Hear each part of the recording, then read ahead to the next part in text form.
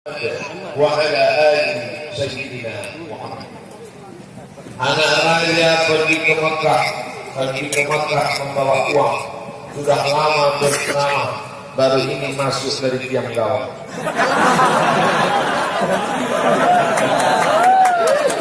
Begitu kami masuk saja, apa kata Ustaz Fadil? Gol.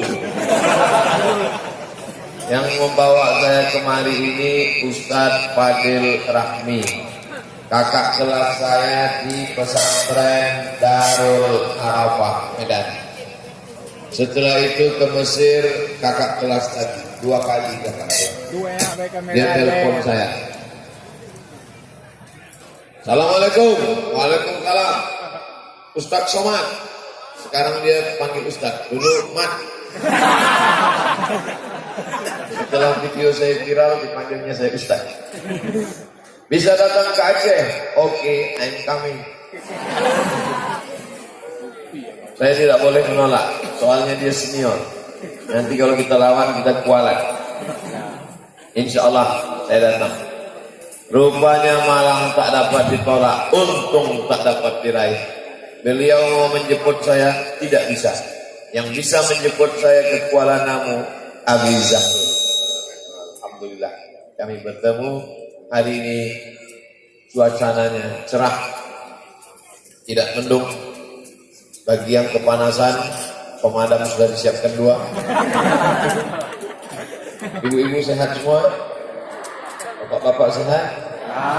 Alhamdulillah. Di padang mahsyar nanti lebih panas daripada ini. Matahari sejengkal dari kepala. Ada yang tenggelam karena keringatnya sampai ke pinggang. Ada yang tenggelam sampai ke leher. Ada yang tenggelam sampai ke kepala. Tapi ada yang tidak kena panas. Di antara yang tidak panas karena dapat naungan itu siapa? Syabun, anak muda. Nasya'a fi ibadatillah. Anak muda yang tumbuh dalam ibadah karena Allah.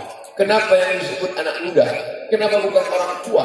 Karena kalau ada orang tua beribadah, memang wajar. Sudah diintai malaikat maut. Tapi kalau anak muda beribadah, ini luar biasa. Makanya dibuatlah judul temanya Peran Pemuda. Kenapa disebut pemuda? Pertama, yang ceramah anak muda. Maksudnya kalau dibandingkan sama orang jompo. Yang kedua, yang hadir ini sebagian besar anak muda.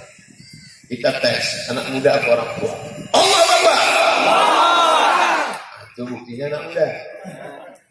Dari mana Ustaz tahu? Suaranya keras. Kalau orang tua, dia tak bisa bersuara gitu. Cobalah takbir di tempat majelis ibu-ibu wirid Yasin pada asar. Allah Akbar. Jadi anak-anak muda ini luar biasa.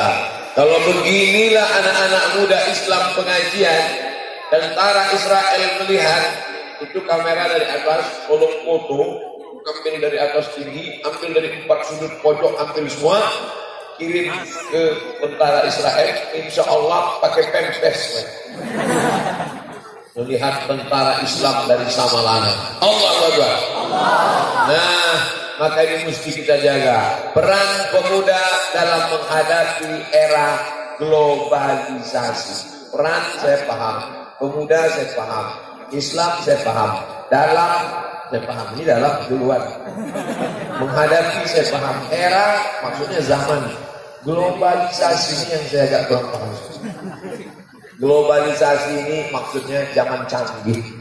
Apa beda zaman kita dengan zaman bapak kita, dengan zaman kakek datuk kita, dengan zaman cucu kita? Sama saja. Contoh mabuk. Orang dulu sama zaman orang sekarang mabuknya sama saja. Sama-sama mabuk. Bedanya alat untuk dia mabuk. Orang zaman dulu tradisional. Pergi ke pohon kolak kaling. Dipotong pandannya, ditampung, setelah itu keluar cairan, namanya nira. Lalu diberi ragi. Setelah sekian hari fermentasi berbuih, habis itu diminum.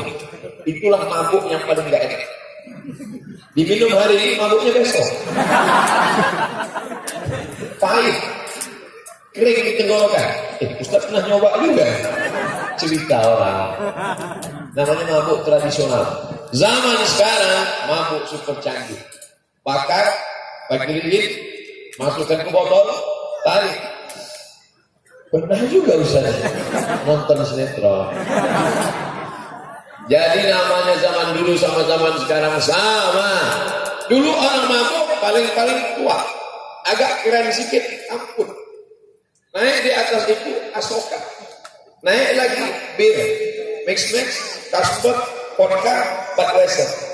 Apal juga Ustaz. Canggih. Yang mau mabuk nggak ada duit, ambil kopi, tuang spiritus, minum. Alhamdulillah, begitu diminum langsung ke alam barzakh. Apa yang dimuliakan Allah Subhanahu wa taala. Yang mau coba-coba mabuk, pergi ke toko bangunan. Dari apa dek? Lem kambing. Alhamdulillah. Saya Pak Ustadz pedagang, kerikil, batu bata, semen, semua alat bangunan. Tapi kalau ada anak-anak beli lem kambing, tidak kami jual. Kami tidak cari untung kalau merusak anak-anak. Kalau mau beli lem kambing harus ada surat pengantar dari Pak Camat Samalangan. Tapi kalau nenek-nenek yang beli boleh.